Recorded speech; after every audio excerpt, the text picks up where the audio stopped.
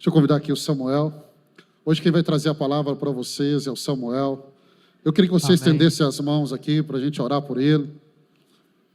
Pai, nós abençoamos a vida do Samuel, dê a ele graça, unção, favor.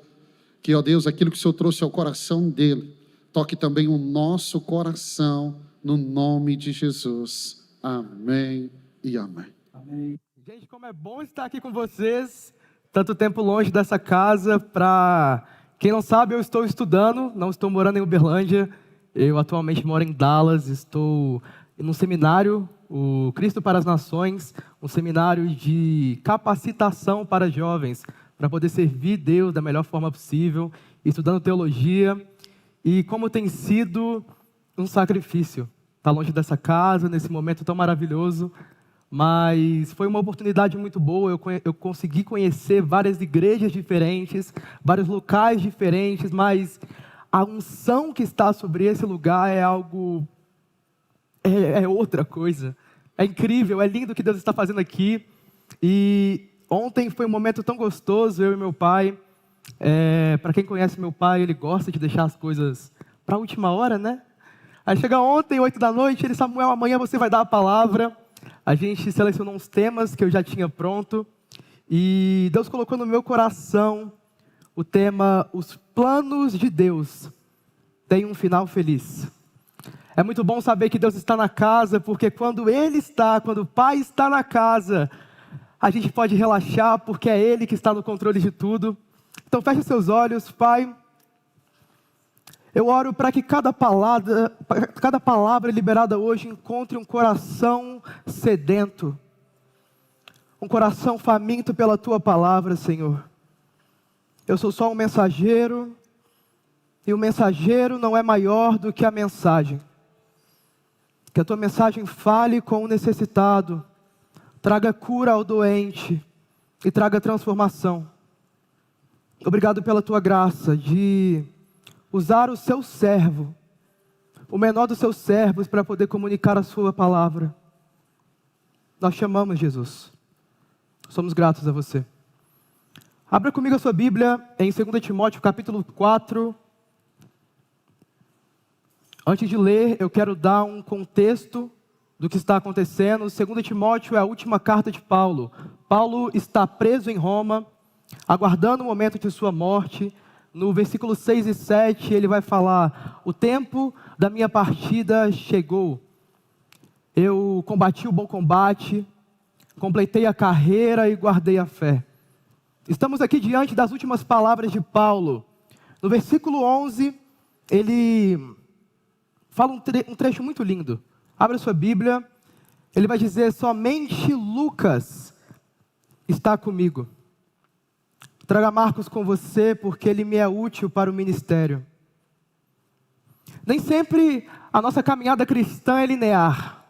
Nem sempre nem sempre ela está em uma linha reta, nem sempre as coisas acontecem segundo o que nós planejamos. Há momentos de força, de coragem, mas há momentos de fraqueza, de desistência, de frustrações. Uma marca de nós jovens, e se você lidera jovens, você é um pastor de jovens, você vai perceber isso, é o nosso entusiasmo. Nós queimamos muito, mas durante a caminhada a gente vê tantos jovens que apagam, que aquela chama, aquele entusiasmo que havia no começo não tem mais. Nós jovens ainda somos imaturos, mas é durante a caminhada que Deus coloca pessoas certas em nossa vida para mudar todo o rumo da nossa história, mesmo quando tudo parece estar dando errado. No versículo 6 e 7, como eu disse, vamos destacar também o versículo 6, que ele vai falar: eu já estou sendo derramado como oferta de bebida. Outras traduções vai estar: eu já estou sendo derramado como libação. O tempo da minha partida está próximo. Talvez você não conheça a história de Marcos, o jovem que eu quero contar a história hoje para vocês, mas eu acredito que esse nome é muito familiar para todo mundo. Marcos é um dos autores dos 4 evangelhos. Se você estuda teologia ou tem um conhecimento, você vai lembrar que desses 4, 3 evangelhos são sinóticos. Os 3 primeiros, Mateus, Marcos e Lucas. O que significa sinótico? Sinótico significa da mesma ótica, mesmo ponto de vista. Marcos é um desses autores. E mesmo sendo um dos autores dos evangelhos, contando a história de nosso Cristo Jesus, ele muitas vezes é deixado de lado. Então eu quero compartilhar a história dele com vocês. Abra o seu livro em Atos 13, deixa aberto aí para mim, por favor.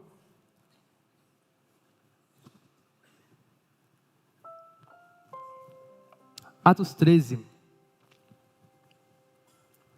Marcos é um jovem que inicia a sua jornada ao lado de 2 grandes homens. Um deles, Paulo, o apóstolo de Cristo, chamado de perseguidor da igreja, e que tem um encontro com Cristo no caminho de Damasco, e é transformado como talvez um dos maiores apóstolos que nós temos, que mais abriu igrejas. E seu primo, Barnabé. Mas durante a primeira viagem missionária de Paulo, ela vai estar sendo contada no capítulo 13, Marcos o abandona, provavelmente por sua falta de experiência, talvez a sua imaturidade. Marcos não devia entender 100% das dificuldades que é uma viagem missionária. E é tão bom estar falando sobre, como ele falou, estamos indo para o Paquistão, mas futuramente vamos ir para o Malawi. E jovem, você que está indo, você precisa entender as responsabilidades que tem uma viagem missionária. Talvez Marcos estava pensando que era uma viagem como qualquer outra. E eu não sei você, mas isso me revoltava quando eu lia, saber que Marcos deixou Paulo. Há uns meses atrás, eu estava assistindo um podcast do Hernandes Dias Lopes, e para quem conhece, ele é um cabeção, aquele cara sabe todos os versículos e memoriza tudo. E o entrevistador pergunta para ele, como que você faz para memorizar tantos versículos?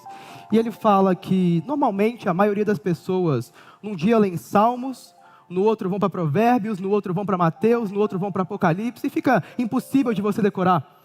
Nesse mês, eu estava lá na escola, eu e os meninos do meu quarto, nós fizemos um compromisso de ler o livro de Atos 30 vezes no mês, uma vez por dia.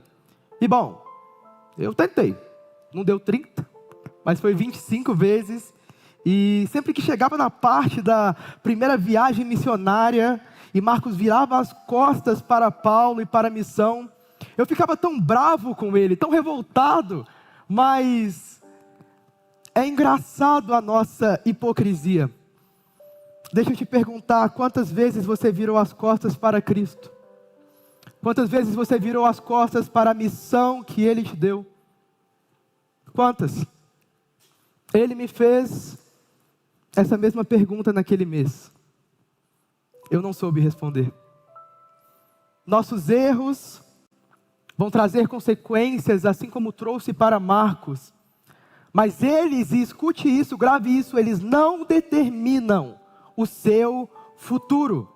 Deus não desistiu de Marcos, e sua história nos ensina que quando permanecemos fiéis, mesmo depois de falhas, mesmo depois de decepções, Ele nos restaura e Ele cumpre o seu propósito. Eu vim da parte de Deus para te dizer a maior beleza do Evangelho. O erro não define quem você é, o seu passado não define quem você é, porque a sua identidade não está baseada no que você faz ou deixa de fazer, mas na obra que Cristo fez naquela cruz. A nossa identidade está baseada nele. E nós só conseguimos ter a nossa identidade bem resolvida quando olhamos para a cruz, para o que Cristo fez. Através de Cristo e do seu sacrifício, nós fomos adotados e chamados de filhos pelo Pai. Se você está notando, anote isso. Você só precisa de um pai. Você só precisa de um pai. Então não pense que o erro que você cometeu vai definir o fim da sua história. Eu dividi essa mensagem em 4 pontos. O primeiro ponto dela é quando a imaturidade nos faz desistir. Você está com o seu livro aberto em Atos, não está? Atos 13. No versículo 13 diz: de Pafos Paulo e seus companheiros navegaram para Perge, na Panfilha, mas João os deixou e voltou para Jerusalém. O João que está sendo citado aqui é Marcos, seu nome é João Marcos. Ele inicia essa jornada ao lado de Paulo, ele era jovem, provavelmente cheio de expectativas do que Deus iria fazer. No entanto, diante das dificuldades, ele não suportou e abandonou a missão. O texto não nos diz exatamente por que ele desistiu, mas podemos imaginar algumas razões. Talvez o desafio era maior do que ele esperava. Talvez ele não estava preparado espiritualmente para as provações do ministério. Ou talvez o medo e a insegurança tomaram conta do seu coração. Quantos jovens hoje começam bem, mas no meio do caminho recuam? Talvez porque enfrentam dificuldades, foram decepcionados por líderes, ou se sentiram incapazes. João Marcos desistiu, e isso trouxe consequências para a sua vida. Você talvez deve conhecer pessoas assim. Aquele jovem que queimava por Jesus nas conferências. Ele era o que mais pulava, ele era o que mais pregava, mas algo aconteceu. E ele acabou abandonando a igreja, abandonando a fé. Como podemos, eu quero deixar essas duas perguntas, como podemos evitar de cometer esse erro? Como podemos permanecer em Cristo?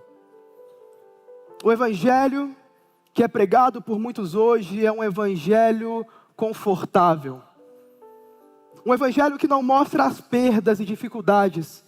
Pregadores que prometem riquezas, prometem conforto, mas não mostram a cruz. Esse evangelho é falso. Um evangelho sem perdas não é a mensagem de Cristo. O que torna essa casa o que ela é, não é a estrutura, não é o telão, não é a cadeira confortável, mas é o fato de aqui estarmos comprometidos a pregar o verdadeiro evangelho. Comprometidos a pregar a palavra que confronta. Escute isso, seguir a Cristo tem um custo, e o custo é alto. Se você deseja seguir uma caminhada sem voltar atrás, sem abandonar a missão, você precisa entender o que está sendo pedido de você. Eu não subi aqui para maquiar o evangelho para vocês. Eu estou aqui para pregar a palavra, e ela vai custar tudo. E por isso temos que estar dispostos a entregar tudo. Eu sei que muitos de vocês talvez tenham ouvido pregadores que traziam um conforto ao seu coração, mas não falavam sobre santidade, não falavam sobre renúncia, não falavam sobre cruz.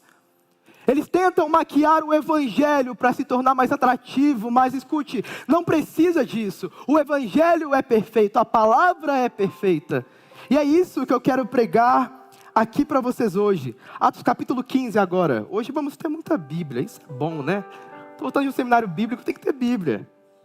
Atos 15.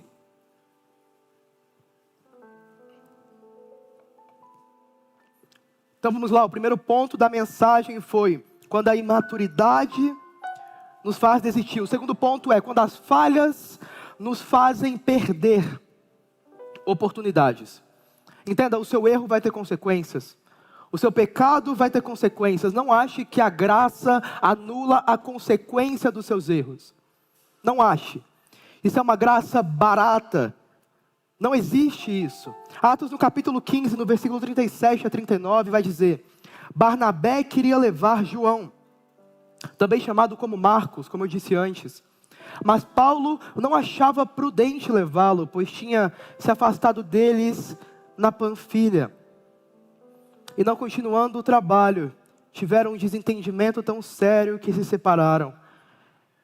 Eu sei que quando lemos a Bíblia nos força a imaginar, e eu gosto muito de quando eu estou lendo, entrar dentro da história. Não foi uma briga de 5 minutos, de 10 minutos, não, foi uma briga tão séria, que Paulo e Barnabé se separaram, seguiram caminhos diferentes. Segundo estudiosos, isso, de certa forma, contribuiu, porque o grupo de missionários se dividiu e pôde alcançar mais áreas. A desistência de João Marcos, porém, não passou despercebida. Quando Paulo e Barnabé planejam uma nova viagem missionária, a segunda viagem missionária que é mostrada aqui nesse capítulo, Barnabé quis dar uma segunda chance a Marcos, mas Paulo discorda fortemente.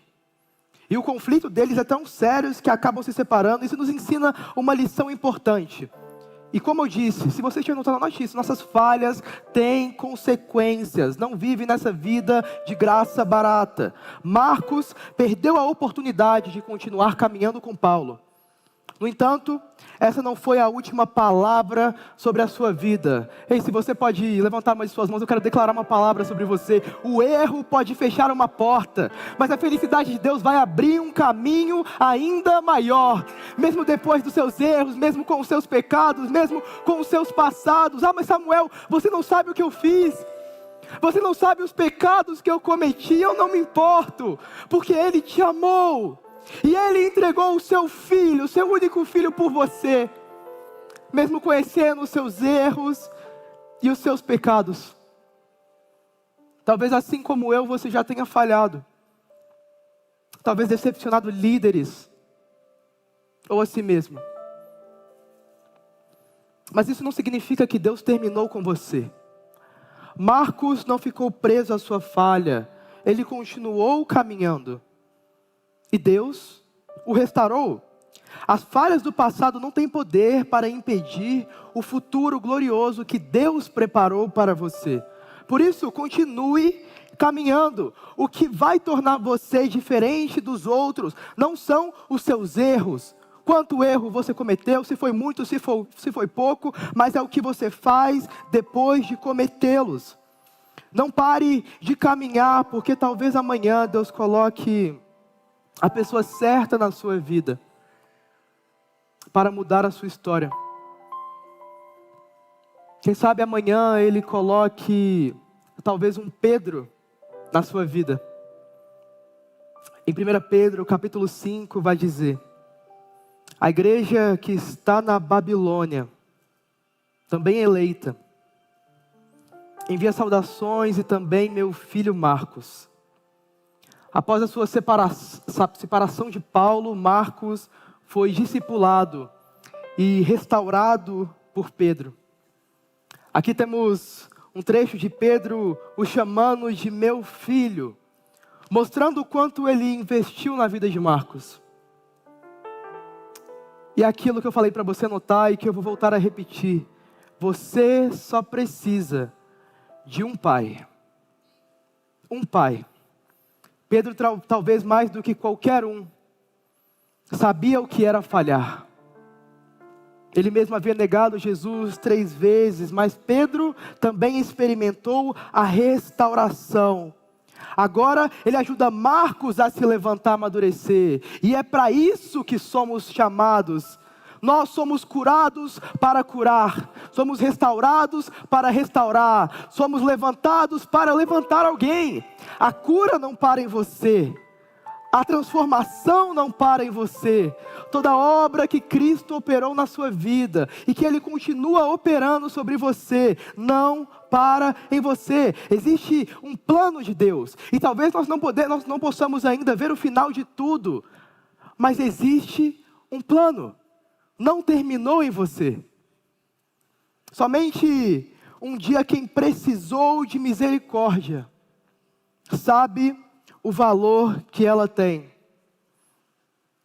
Você que já é crente há muito tempo, eu te imploro, não se esqueça como é estar perdido e um dia ser encontrado.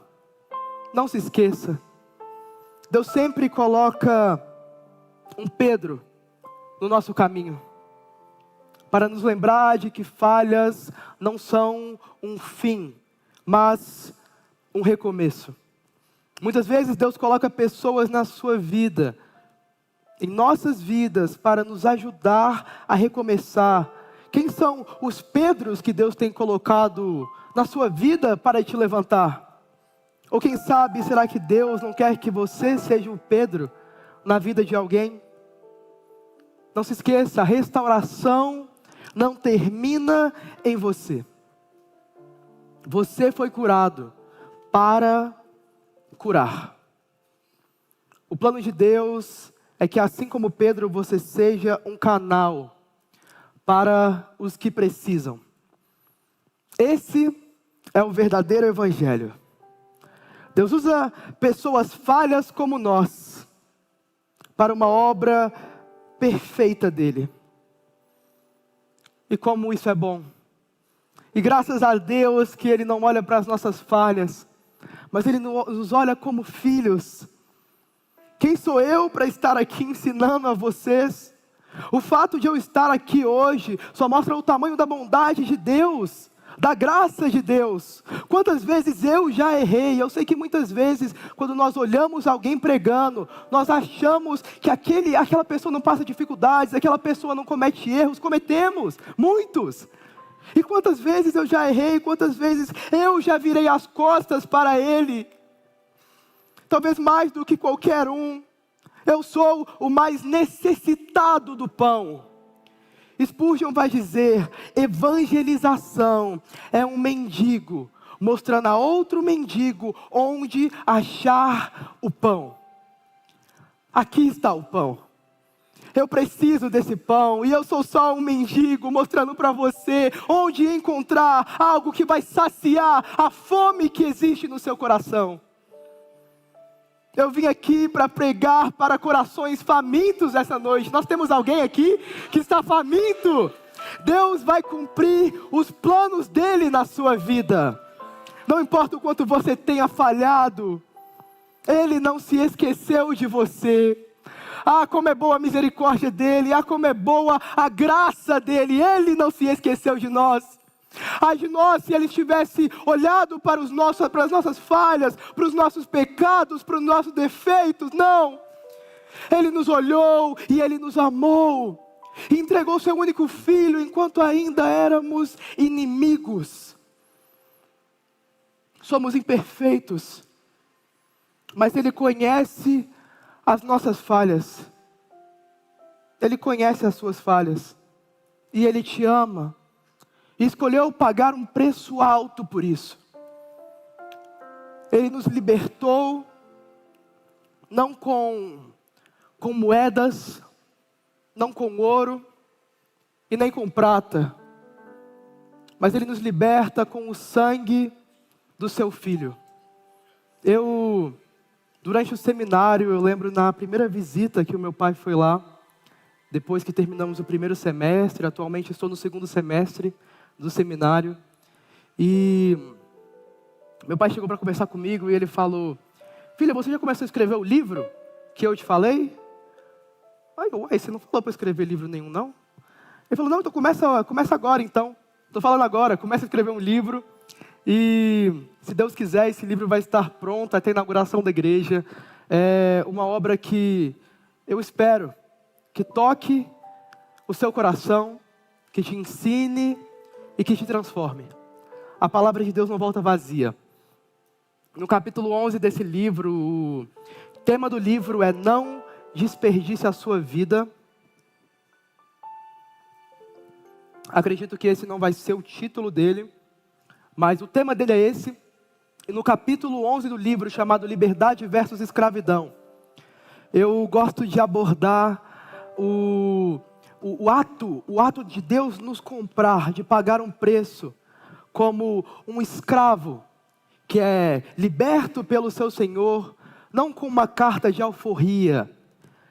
Quando havia a escravidão, para um escravo ser liberto, o seu Senhor tinha que assinar uma carta de alforria, mas Deus nos liberta da escravidão do pecado, para nos tornarmos servos de Cristo, escravos de Cristo. E Ele não paga um preço com ouro, mas Ele assina a nossa carta de libertação com o seu próprio sangue, com o sangue do seu Filho. A tamanha misericórdia que existe em Deus, tamanha graça. Em 2 Timóteo, no capítulo 4, no versículo 11, como lemos, vai dizer: somente Lucas estava comigo. Traga Marcos com você, porque ele me é útil para o ministério. Anos depois de ter recusado levar Marcos, Paulo escreve a Timóteo, seu filho na fé, pedindo que ele traga Marcos, pois agora ele é útil para o ministério. E uau, que mudança! O mesmo jovem que havia falhado, agora é reconhecido como um cooperador valioso. Nesse texto podemos ver a restauração de duas pessoas, não só de Marcos, mas do próprio apóstolo Paulo. Paulo erra em permitir que a imaturidade de um jovem afete de tal maneira a sua missão, ao ponto dele se separar de Barnabé. Paulo muitas vezes errava em sua inflexibilidade durante a sua jornada. Esse é um dos motivos dele acabar sozinho nos seus últimos dias. Se pessoas chegavam na vida de Paulo, e assim como Marcos, talvez não correspondiam com o plano que ele idealizou, ele se tornava inflexível. Mas o que faltou em Paulo era uma mente como a de Pedro. Onde Paulo viu um erro, Pedro viu esperança. Pedro não enxerga um jovem falho e o fim da jornada dele. Não. Ele enxerga a oportunidade de perfeita de fazer na vida daquele jovem aquilo que ele mesmo recebeu de Cristo. Essa é a beleza do Evangelho. Restauração. Pessoas falhas como eu, como você, um Pedro, um Marcos, para curar naquilo que fomos curados. Os planos de Deus sempre têm um final feliz. Eu quero que você declare isso na vida de quem está do seu lado. Olha para quem está do seu lado, olha com felicidade, olha com alegria. Você vai ser usado, fala com ele, você vai ser usado para curar naquilo que um dia você foi curado. É para isso que passamos por provas. Você pode não entender o que você está passando agora, talvez a sua solidão. Mas na área que você tinha um problema, Deus vai te curar. E um dia Ele vai te usar para curar outros na mesma área. Ei, eu não sei qual que é a sua necessidade. Eu não sei qual que é os seus erros que você cometeu. Mas não é o fim da sua jornada. E se você perseverar, e se você continuar caminhando, não permitindo que os seus erros anulem a jornada que Deus tem para você, você vai chegar no final feliz que Deus planejou para você. João Marcos não foi o único. João Marcos não foi o único que começou mal, mas terminou bem. Um outro exemplo poderoso é Onésimo. Aqui acredito que vai ser o último versículo que eu vou pedir para você abrir. Abre em Filemão, no capítulo 1.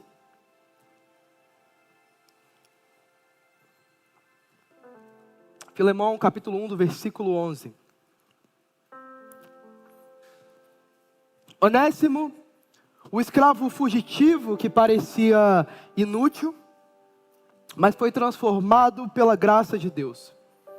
Onésimo fugiu do seu senhor, Filemão, o titular dessa casa, quem recebe o título dessa carta, e encontrou o apóstolo Paulo na prisão. Ali ele não apenas conheceu o Evangelho, mas foi completamente transformado pela palavra que Paulo liberou. O poder não está no mensageiro. Se você é um pregador, e todos nós somos, é uma comissão, essa é a grande comissão: ide e pregai o Evangelho. Não limite pregação a quem sobe em cima de um púlpito. Todos nós somos chamados para pregar. E Cristo restaurou Paulo, e Paulo é usado para restaurar outros. O poder não era de Paulo, mas de quem habitava em Paulo. O poder não está em você, não é seu ou meu, mas é quem habita em nós. Somos vasos de barros, preenchidos com um perfume valioso, que é a presença dele, que é o Espírito Santo.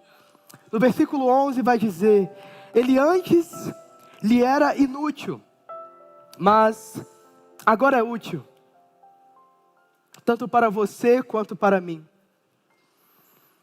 Que mudança incrível. Assim como João Marcos, Deus pegou alguém que parecia não ter futuro, que aos olhos de muitos era inútil para o reino. Isso nos ensina que Deus nunca desperdiça uma vida.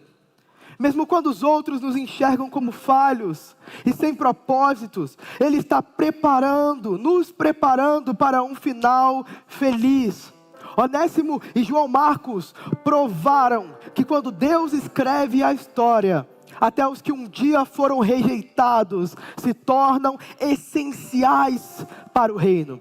Se Deus restaurou João Marcos, restaurou Onésimo, Ele pode transformar a sua vida, Ele pode te tornar útil para o reino. Não é o fim, é um recomeço. Eu não preciso conhecer os seus pecados para te dizer isso. Essa é a beleza do Evangelho. É para isso que Ele morreu. Não, Ele não morreu para nos dar títulos, pastores, apóstolos, não. Ele nos morreu para nos salvar, nos libertar daquilo que nos aprisionava. E Ele te libertou. Ele nos libertou. Ele está aqui hoje te convidando para um recomeço. E cabe a você dar o próximo passo. Não permita que o seu erro seja o fim da sua jornada. Nós fomos curados para curar. Deus usou Marcos de uma forma ainda maior. Ele se tornou o autor do Evangelho de Marcos. Como eu disse antes, o Evangelho, os 4 Evangelhos é dividido entre os Evangelhos sinóticos, que são os 3 primeiros. Mas o mais impressionante, o mais lindo, não é que Marcos, ele apenas é usado para escrever um dos 4 Evangelhos. Não, ele não é apenas isso.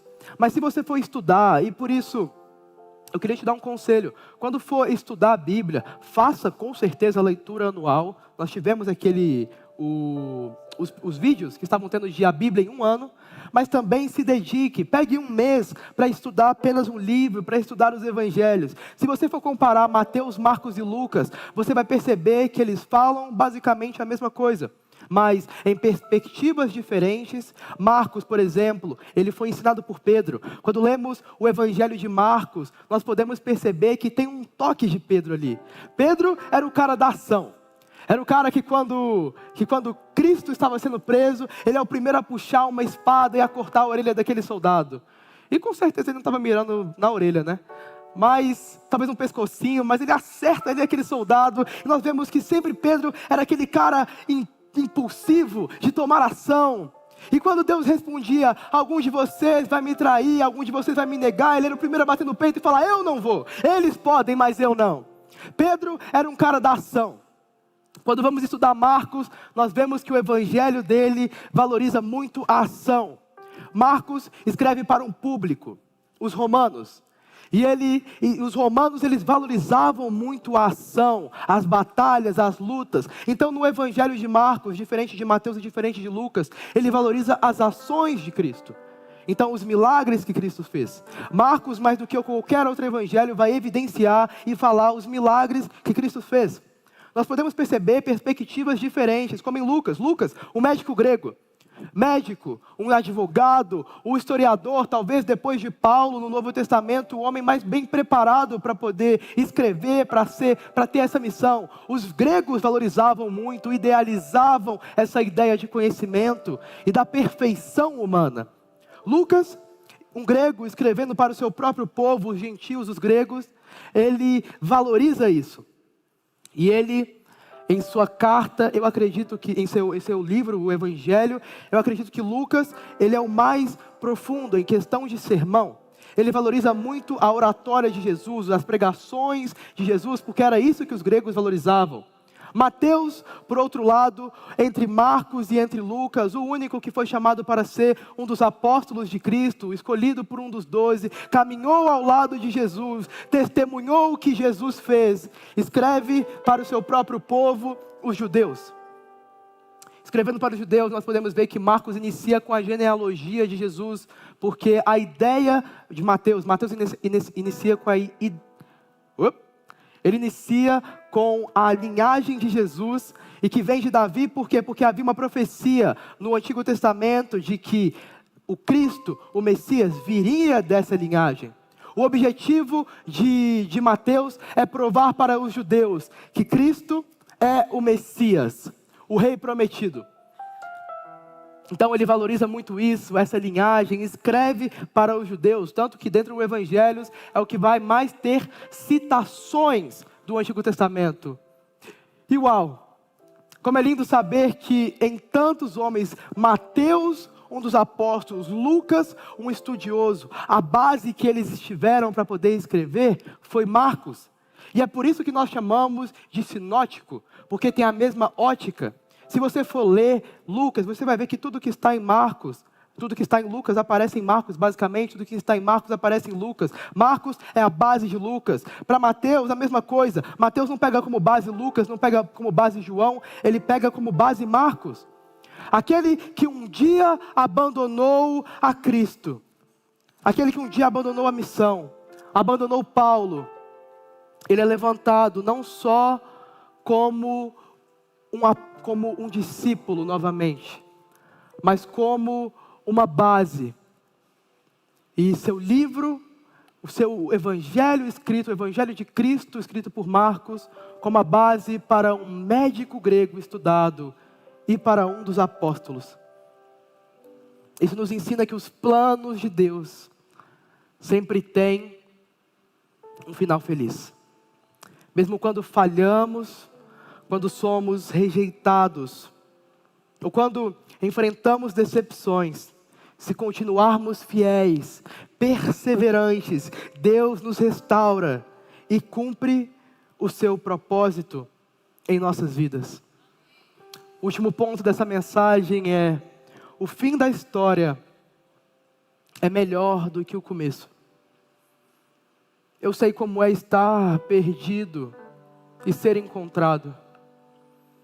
Você pode ter nascido na igreja, você pode ter nascido como filho de pastor. Isso não te salva. A salvação não está no título que a sua família tem, muito menos na igreja que você nasceu. A salvação está em Cristo. Eu prego isso porque um dia Ele me encontrou. Eu não fui até Ele, eu estava perdido. E Ele veio correndo e me resgatou de mim mesmo, dos meus desejos. E eu sei que no buraco, quando estamos no fundo do poço de nossas falhas, nós não conseguimos enxergar mais nada além daquele poço, daquilo que estamos vivendo. Eu sei, mas Cristo te chama a perseverar, a continuar. Nossas falhas não definem o nosso destino. Ele começou como um jovem imaturo, que desistiu da missão, enfrentou rejeição, mas encontrou pessoas que acreditaram nele e o ajudaram a crescer. No final, Deus cumpriu o seu plano e fez de Marcos um instrumento poderoso para o reino. Eu amo essa palavra. Nossa casa fez um compromisso de gastar a nossa vida por Ele. O que eu faço hoje não é apenas por obrigação, não é para continuar apenas um legado. Eu faço isso porque eu amo Ele. Porque um dia Ele me resgatou. O Ministério de Louvor pode subir. Um dia Ele me resgatou. Eu não esqueço como é ser achado. Eu não esqueço como é ser encontrado por Ele. Não há nada nessa terra que se compare com o amor dEle. Não há nada. Eu sei que dói. Eu sei que é difícil deixar a igreja no melhor tempo que ela tem. Eu acredito em mim, eu sei. Quando a igreja está crescendo, quando estamos dando um grande passo e Deus te tira daquele lugar, eu sei como é que é. Eu sei como que é abrir mão da sua casa. Eu sei como é abrir mão de amizades. Eu experimentei a renúncia. E eu posso te dizer com autoridade, nada vale mais a pena do que a presença dEle. Caminhe nessa presença. Busque essa presença. Gaste sua vida nessa presença. Ao ponto de um dia você morrer vazio. Esse é o meu pedido para Deus. Eu não quero terminar a minha vida e ir no céu. E quando eu estiver diante de Deus e eu olhar para trás e eu ver que tinha mais a ser gasto. A minha oração é para que eu morra vazio. Que eu gaste o que Ele colocou dentro de mim. E essa é a minha oração para essa casa. Ontem no domingo eu orei em cima disso. Eu não vejo essa casa sendo reconhecida só pela estrutura. No dia se um dia a presença de Deus sair desse lugar, isso daqui é vazio. É um telão caro, é uma luz boa, é uma câmera boa, mas sem a presença, nós não somos nada. Somos vasos de barro. O valor não sou eu não tenho valor, não é você, mas é aquele que decidiu colocar algo dentro de nós e nos dar esse valor. Talvez você já tenha falhado, desistido, ou se decepcionado na caminhada. Mas os planos de Deus para a sua vida ainda não acabaram. Assim como João Marcos, você pode se levantar. Você pode continuar, porque Deus não desistiu e Ele não vai desistir de você. No coração de muitos, hoje Ele veio ao seu encontro. E a boa notícia do Evangelho é que a graça suficiente para todos nós. Talvez você entrou aqui perdido. Talvez você não consiga enxergar nada além dos seus próprios erros, dos seus pecados, mas eu entrei aqui hoje também. E eu entrei para te dar a melhor das notícias. Existe um Pai que te ama. E Ele está disposto a te perdoar. Ei, feche os seus olhos, feche os seus olhos. Eu não sei como você entrou aqui hoje, mas eu sei muito bem como você pode sair. Cristo é aquele que você precisa que Ele seja, no momento da sua maior necessidade. Ele é o médico, para você que necessita de cura. Ele é o advogado fiel, para você que é injustiçado. E Ele é o Salvador, para você que está perdido. Talvez você entrou hoje aqui, talvez você não teve uma referência de pai.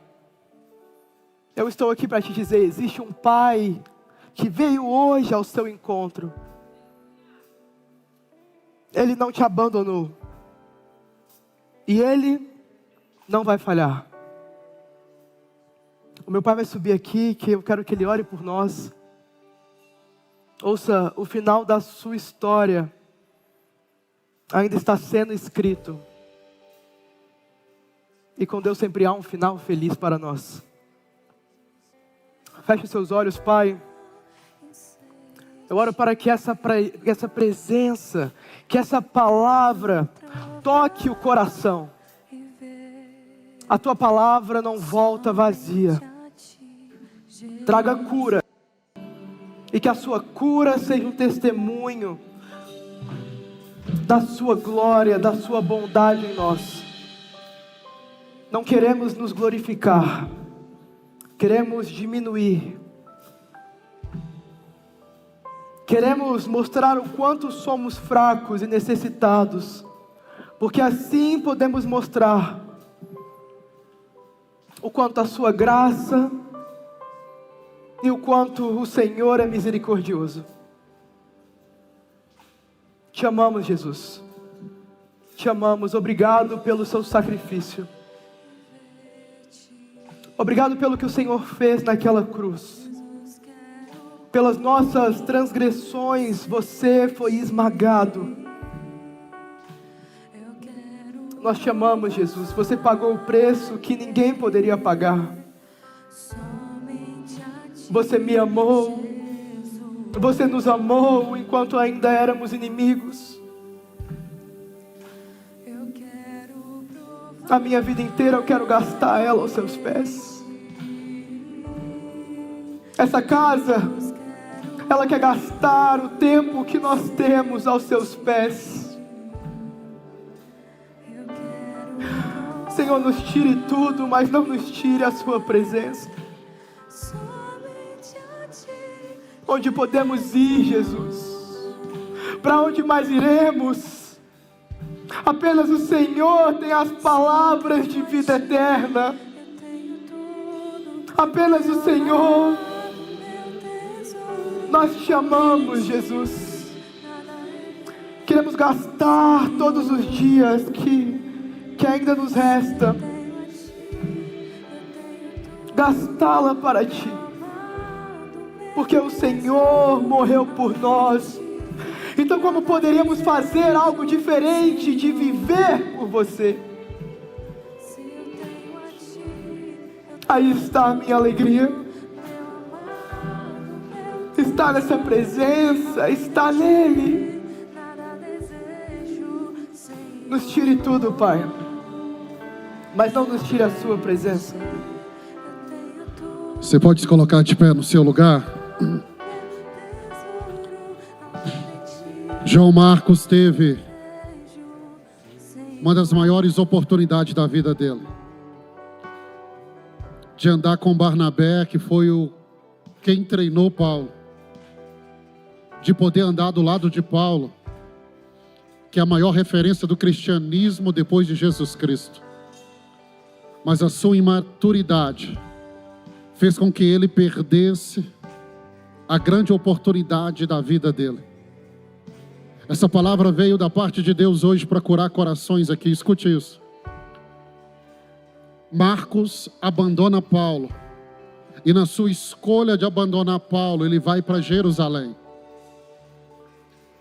Tem pessoas aqui que o Espírito Santo está me dizendo que você está carregando um peso no seu coração, porque assim como João Marcos, você fez escolhas erradas.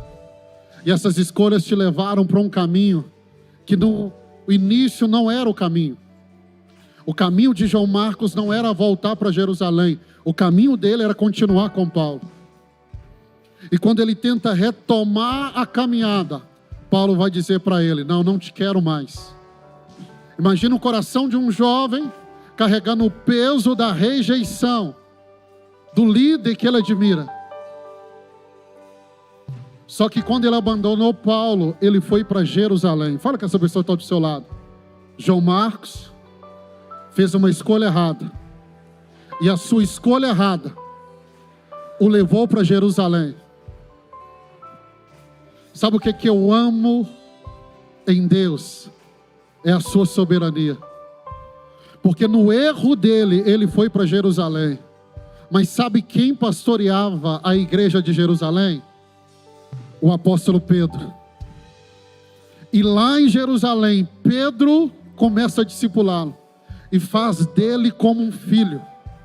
Eu quero profetizar na sua vida que mesmo diante de escolhas erradas, a graça de Deus vai se manifestar.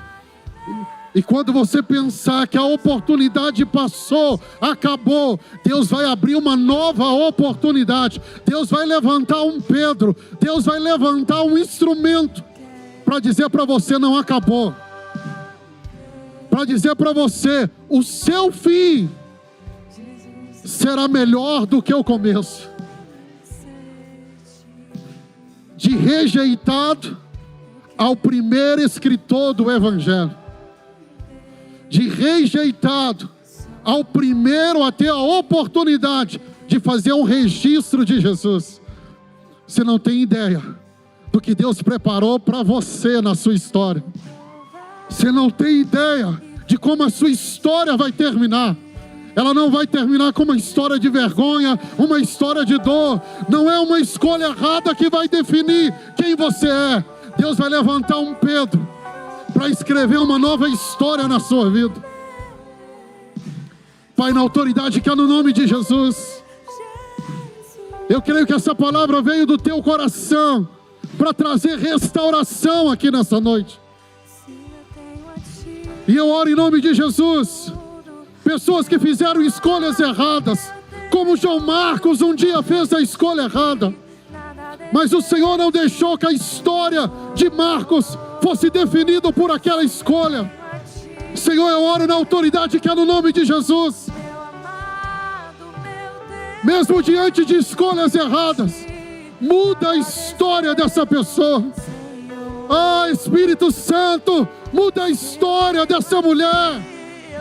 A escolha errada não vai definir o futuro dela, não vai definir o fim da história dela. Oh, assim diz o Senhor: eis que faço novas coisas, eis que faço novas coisas.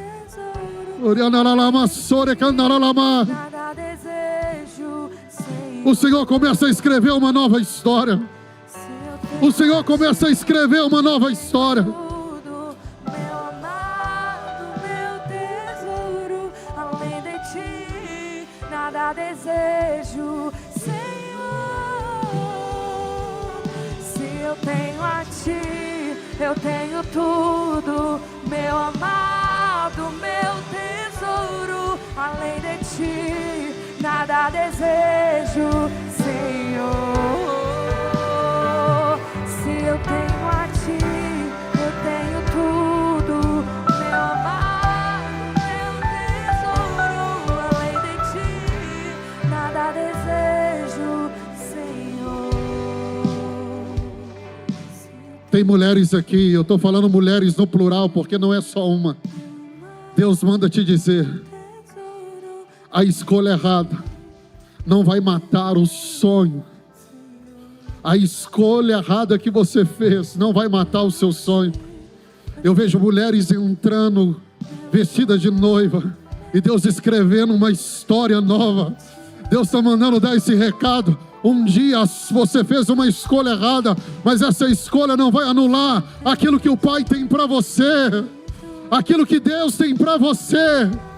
O final da sua história vai ser um final diferente.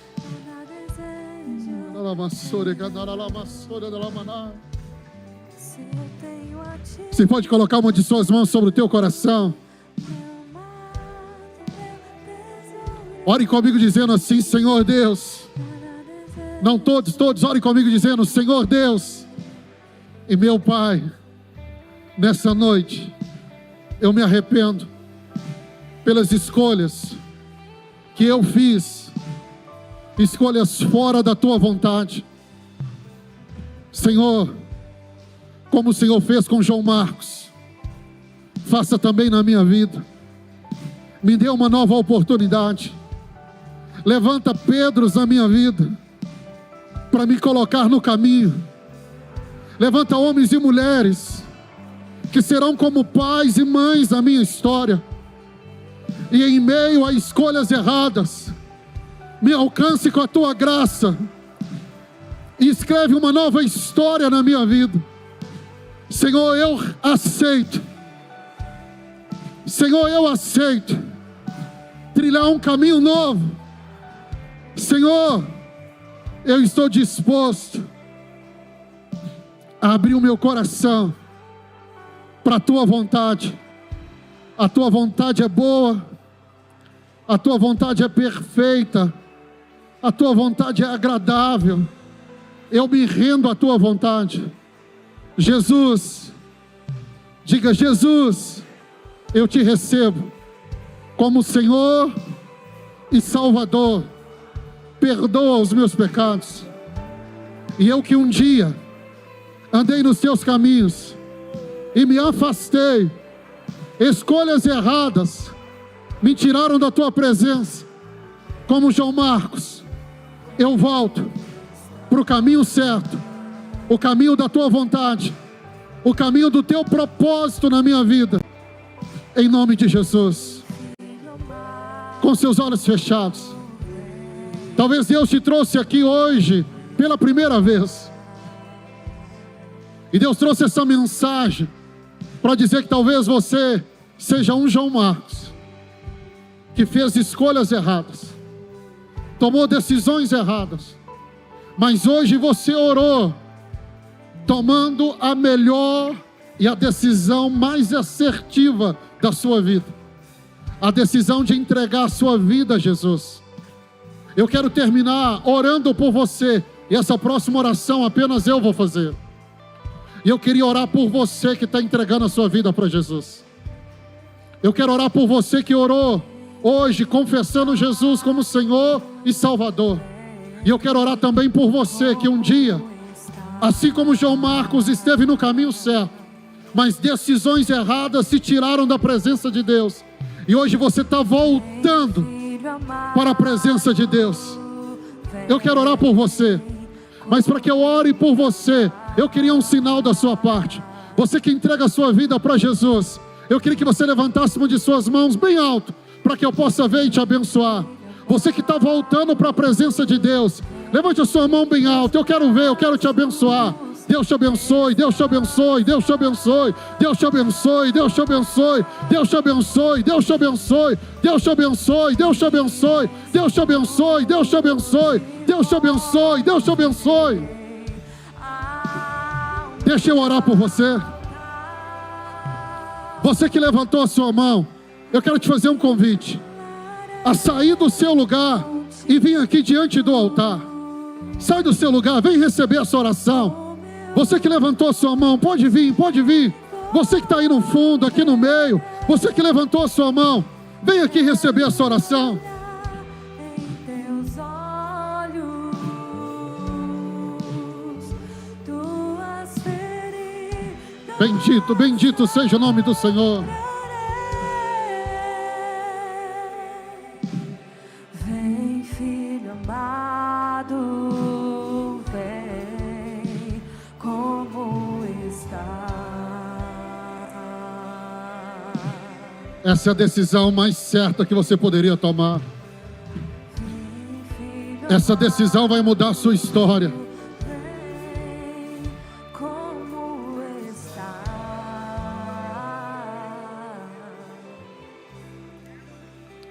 É uma decisão. Uma decisão. A decisão que vocês estão tomando hoje, de entregar a vida de vocês ao Senhor. Eu tenho uma palavra de Deus para você. Essa decisão, ela é poderosa para anular todas as decisões erradas até hoje. Essa decisão de entregar a vida para Jesus é poderosa para cancelar todas as outras decisões. Toda a igreja, você pode estender as mãos aqui à frente. Pai, nós oramos pela vida de cada um dos nossos irmãos que estão diante desse altar, que tomaram a decisão de entregar a vida deles ao Senhor. Nós oramos e pedimos ao Senhor, assim como um dia o Senhor perdoou os nossos pecados, perdoe também o pecado deles, escreve o nome deles no livro da vida. E aqueles, ó Pai, que um dia caminharam com o Senhor e estão voltando, que eles voltem para viver uma história linda como João Marcos viveu. E nós como igreja abençoamos a vida deles. Nós como igreja, como família de Deus, recebemos cada um deles como parte da família de Deus, que se reúne aqui nesse lugar, na autoridade que há no nome de Jesus. Amém e amém. Você que está aqui à frente, olhe para mim, olhe para mim. O que de mais precioso que poderia acontecer na vida de vocês está acontecendo hoje. As lágrimas não são de tristeza, mas de alegria. E hoje vocês ganharam uma família que vai andar com vocês, uma família que agora vocês também fazem parte. E eu queria contar até 3. Nós vamos contar até 3. E quando contarmos 3, eu queria que todos vocês virassem para trás e conhecesse um pedacinho da sua nova família. Sejam bem-vindos à família de Deus. Vamos contar junto, imagine assim. 1, 2, 3. Eu vou. Sejam bem-vindos à família de Deus. Um novo tempo. Sejam bem-vindos, bem-vindos, bem-vindos, bem-vindos. Eu vou contar uma Aleluia. nova história. Eu já posso imaginar. Louvado seja o nome do Senhor. Você que está em casa nos acompanhando, você também pode pertencer a essa família. Esse telefone que aparece aqui agora, nós temos pastores de plantão. Mande-nos uma mensagem. Seja bem-vindo à sua casa, seja bem-vindo à sua igreja, seja bem-vindo a Imagine. Aqui é o seu lugar. Deus abençoe a sua vida no nome de Jesus. Você pode levantar uma de suas mãos aos céus. Eu abençoo para que você continue caminhando como João Marcos. A sua história não acabou. Deus vai te surpreender muito nessa jornada. Que o amor de Deus, o Pai, que a graça do nosso Senhor Jesus, que a doce comunhão do Espírito Santo permaneça sobre a sua vida hoje e sempre. Vá em paz, Deus te abençoe. Continue vivendo uma semana abençoada no nome de Jesus.